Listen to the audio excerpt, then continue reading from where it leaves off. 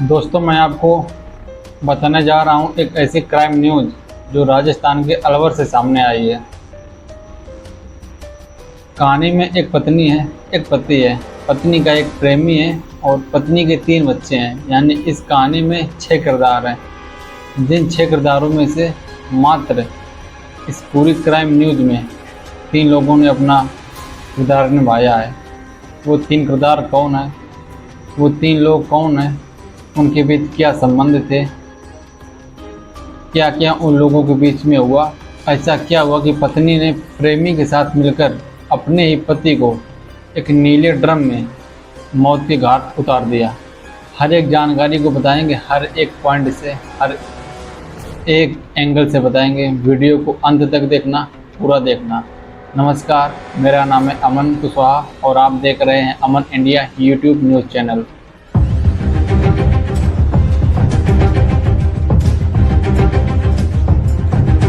ये कहानी एक छोटे से परिवार से आती है जिसमें मात्र 2 लोग हुआ करते थे, पति और पत्नी। पति का नाम था हंसराम या सूरज, 2 नाम थे, हंसराम या सूरज। और उसकी पत्नी सुनीता और लक्ष्मी। तो मैं इस पूरे वीडियो में हंसराम की जगह सूरज नाम लूँगा और पत्नी का नाम सुनीता की जगह लक्ष्मी लूँगा। तो आप लोग समझ जाना कि जहाँ पति यानी सूरज, पत्नी यानी लक्ष्मी होगी। ठीक है। सूरज राजस्थान के अलवर से सटे खैरथल तिजारा ज़िले के किशनगढ़ में रहता था और वो अपनी रोजी रोटी चलाने के लिए पति और पत्नी किशनगढ़ बांस शहर था एक, वहीं पर दोनों गए हुए थे रोजी रोटी कमाने के लिए, अपना जीवन व्यापन करने के लिए गए हुए थे। वहाँ पर एक किराए पर रूम लेके रहते थे सूरज और लक्ष्मी। दोनों में बढ़िया घनिष्ठ प्रेम था, आपस में रह रहे थे दोनों। सूरज काम के चक्कर में, सूरज काम पकड़ने के लिए सूरज ईंट भट्टे पर काम करने लगा जाके एक मजदूर के रूप में। तो वहाँ पर काम करते करते उसको बहुत दिन हो गए और उसी भट्टे पर एक और व्यक्ति काम करता था जिसका नाम था जितेंद्र। सूरज और पत्नी आराम से रह रहे थे। इसके कुछ समय बाद सूरज और उसकी पत्नी लक्ष्मी में धीरे धीरे विवाद शुरू हो गया। आपस में झगड़े पति पत्नी में चलते रहे। इधर सूरज के जहाँ काम करता था सूरज भट्टे पर, वहाँ भट्टे के मालिक ने जितेंद्र भट्टे में मुनीम था भट्टे का, भट्टे से नौकरी से निकाल दिया मालिक ने जितेंद्र को। लेकिन इसके बाद में भट्टे के मालिक ने सूरज और उसकी पत्नी को अपने घर में एक किराए के कमरे पर रख लिया। इसी सब के चलते सूरज की पत्नी लक्ष्मी में दोनों में कुछ कहासुनी होने लगी, आपस में कुछ मनमुटाव होने लगा, आए दिन झगड़े होने लगे। कुछ दिन ऐसे ही समय व्यतीत होता गया दोनों का। सूरज की पत्नी लक्ष्मी सोशल मीडिया पर यानी इंस्टाग्राम पर तरह तरह के गाने लगाकर अपनी रील पोस्ट करने लगे, रील शेयर करने लगे। इसी वजह से विवाद दोनों के बीच में और बढ़ता चला गया। अच्छा, सूरज ने ये सारी बातें, लड़ाई झगड़े की बातें अपने घर में अभी तक शेयर नहीं की थी, ना ही अपने भाई से, ना ही अपने माता पिता से। इधर सूरज को शक होने लगा जितेंद्र से कि मेरी पत्नी का यानी सूरज की वाइफ का अफेयर जितेंद्र से चलता है। इस वजह से धीरे धीरे और झगड़ा शुरू हो गया। जब झगड़ा शुरू होने लगा तो जितेंद्र और उसकी पत्नी लक्ष्मी की कुछ नज़दीकियाँ और बढ़ने लगीं और ज़्यादातर रील प्यार मोहब्बत दर्द भरी वाली होती थी। एक वीडियो में तो लक्ष्मी ने यह भी पोस्ट शेयर की थी। लक्ष्मी ने एक वीडियो शेयर करते हुए यह भी कह डाला था कि अगर मर गई तो अलग बात, वरना तुझे छोड़ने वाली नहीं हूँ। इस पोस्ट ने सूरज की आंखें खोल दी थी, सूरज की दिल की धड़कनें बढ़ा दी थी। इस वजह से दोनों में और झगड़े होने लगे और ये जानकारी सूरज ने अब जाके, जब पानी सिर से ऊपर हो गया था, सारी जानकारी अपने भाई गौतम को बता दी थी। ये सारी बातें शायद 2024 या 23 की हैं, 2023-24 की ये सारी बातें हैं, 1 साल पहले आज के। ये वीडियो मैं 19 अगस्त 2025 को शाम को शूट कर रहा हूँ। अब तक की बातें हैं। ये इसके 1-1.5 साल पहले की बातें जो सूरज और उसकी पत्नी के बीच में घटित हुई हैं, वो सारी बातें मैं बता रहा हूँ।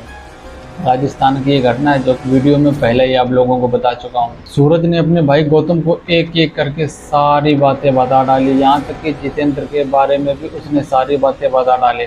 धीरे धीरे सूरज को बिल्कुल साफ हो गया कि उसकी पत्नी लक्ष्मी का अफेयर जितेंद्र के साथ में चलता है। तो अब सूरज को ये सब सहा नहीं रहा था, ये सब उसे देखा नहीं जा रहा था। जैसे ही सूरज और उसकी पत्नी लक्ष्मी के बीच विवाद और बढ़ने लगा तो जितेंद्र और लक्ष्मी ने सूरज को अपने रास्ते से निपटाने की प्लानिंग बना ली। इधर सूरज ने अपने भाई गौतम को पूरी जानकारी दे ही दी थी। फिर धीरे धीरे मामला चलता गया। बात अभी 9 अगस्त की है, 9 अगस्त यही 2025 वाला। इसके बाद से सूरज की कोई कॉल और मैसेज नहीं आया गौतम के पास में। फिर भी मामला चलो कोई बात नहीं, लेकिन सनसनी तब मच गई जब 17 अगस्त थी। फिर कुछ दिन बीतने के बाद पुलिस के अनुसार 17 अगस्त 2025 को किशनगढ़ की एक आदर्श कॉलोनी में एक मकान की छत पर नीले ड्रम से एक दुर्गंध आ रही थी, जिससे मकान मालिक को रहा नहीं जा रहा था। और उस दुर्गंध के बारे में वहां के आसपास लोगों ने और मकान मालिक मिथिलेश शर्मा ने यह जानकारी पुलिस को दी। सूचना मिलने पर पुलिस प्रशासन पहुंचा। जब पुलिस प्रशासन की टीम ने ड्रम को खोला तो उसमें उत्तर प्रदेश के शाहजहाँपुर के हंसराम यानी सूरज का शव मिला। शव पर नमक डला हुआ था ताकि नमक के कारण उसका पार्थिव शरीर उसी में गल जाए। हंसराज के गले में धारदार हथियार से वार किया गया था। हथियार के निशान थे। शव की स्थिति देखकर पता चल रहा था कि हत्या सुनियोजित तरीके से की गई है, यह प्लानिंग से की गई है। ये एक लोगों से नहीं, 2 लोगों से की गई है। ये जानकारी मैंने सूत्रों के मुताबिक पता चला है, न्यूज़ 18 जैसे अखबारों से पता चला है। इसके बाद हंसराम की पत्नी लक्ष्मी अपने तीनों बच्चों को लेकर फरार हो गई। साथ में उसका प्रेमी जितेंद्र भी गायब था। इसके बाद में जितेंद्र और लक्ष्मी भट्ठे पर गए, जहाँ पर काम करते थे पहले। वहाँ पर किस लिए गए थे? वहाँ पर गए थे अपनी पेमेंट लेने के लिए। पेमेंट लेते वक्त जब वहाँ पर पहुँचे तो वहाँ पर जो पहले आदमी काम कर रहे थे तो उनको सोशल मीडिया के माध्यम से पहले जानकारी हो गई थी कि कुछ हुआ है मैटर। उन लोगों ने इन दोनों को, जितेंद्र और लक्ष्मी को, पहचान लिया। जब कुछ उन लोगों को शक हुआ इन लोगों के ऊपर तो उन लोगों ने वहीं की लोकल पुलिस अलवाड़ा पुलिस को फ़ोन कर दिया और वहीं से पुलिस की टीम ने इन दोनों को दबोच लिया। उन दोनों को शायद रामगढ़ विधानसभा के क्षेत्र में दबोचा गया था। पुलिस ने इस पूरे हत्याकांड के मामले में 3 टीमें गठित कर दी हैं, 3 पुलिस की टीमें गठित कर दी हैं। एक उत्तर प्रदेश की, एक राजस्थान की, एक हरियाणा की। तकनीकी विशेषज्ञों की मदद से लक्ष्मी और जितेंद्र को पकड़ लिया गया है और हंसराज के तीनों बच्चे सलामत हैं, जो कि इस समय पुलिस कस्टडी में हैं। FSL की टीम ने मौके पर जाकर साक्ष्य जुटाए हैं और शव को पोस्टमार्टम के लिए भेज दिया गया है। सूत्रों के मुताबिक शुरुआती जांच में प्रेम प्रसंग के मामले सामने आए हैं, लेकिन जांच अभी जारी है और भी अन्य पहलुओं पर जांच जारी रहेगी। इस केस से एक ही बात जाहिर होती है कि क्या एक पत्नी को ऐसा करना चाहिए था? जिस पत्नी को अपने घर चलाना चाहिए था, अच्छे से घर को बसाना चाहिए था, अपने मम्मी पापा, अपने सास ससुर को लेकर चलना चाहिए था, समाज को आगे बढ़ाना चाहिए था, अपने तीनों बच्चों को अच्छे से पढ़ाना चाहिए था, एक पत्नी ने इस समाज को पूरे कलंकित कर दिया है। ऐसे में कुछ महिलाएं बेवजह दोषी ठहराई जाती हैं। कुछ चंद महिलाओं की वजह से इस पूरी समाज की महिलाओं को एक गंदी दृष्टि से देखा जाने लगता है।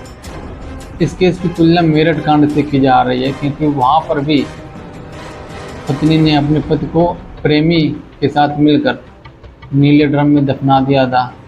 इसी घटनाक्रम के चलते बिल्कुल ये वाली घटना हो गई है। हमें इन दोनों घटनाओं से पता चल रहा है कि हमारा समाज किस दिशा में जा रहा है। क्या ये समाज पढ़ लिख इसीलिए रहा है कि वो अपनी पढ़ाई लिखाई का और दिमाग का इस्तेमाल इस तरीके से करे? आज समाज को जागने की ज़रूरत है। आज समाज को महिलाओं के ऊपर ज़्यादा नज़र रखने की ज़रूरत है। इस घटना ने पुलिस और वहाँ के जो लोकल लोग थे उनको दहशत में डाल दिया है। पुलिस अब इस बात की जांच कर रही है कि ये साजिश थी या इन दोनों का रिश्ता कब से था, इस बात में कितनी सच्चाई है और इन दोनों के बीच में और कौन कौन शामिल था। सारी जांच इकट्ठा कर रही है। इस घटना में और कौन कौन शामिल था वो भी पुलिस जांच जुटा रही है। जैसे ही कोई अपडेट मिलेगा हम आप लोगों तक पहुंचाएंगे। और इस आगे की अपडेट्स के लिए हमारे चैनल अमन इंडिया को फॉलो करिएगा, चैनल को सब्सक्राइब करिएगा ताकि तुरंत आप लोगों तक वीडियो आगे की अपडेट पहुंचती रहे और अन्य लोगों तक भी शेयर करिएगा। और डिस्क्रिप्शन में इंस्टाग्राम और व्हाट्सएप का लिंक दिया गया है, उसको फॉलो कर लीजिएगा। छोटी छोटी जानकारी मैं वहाँ पर देता हूँ। वीडियो को अंत तक देखने के लिए धन्यवाद।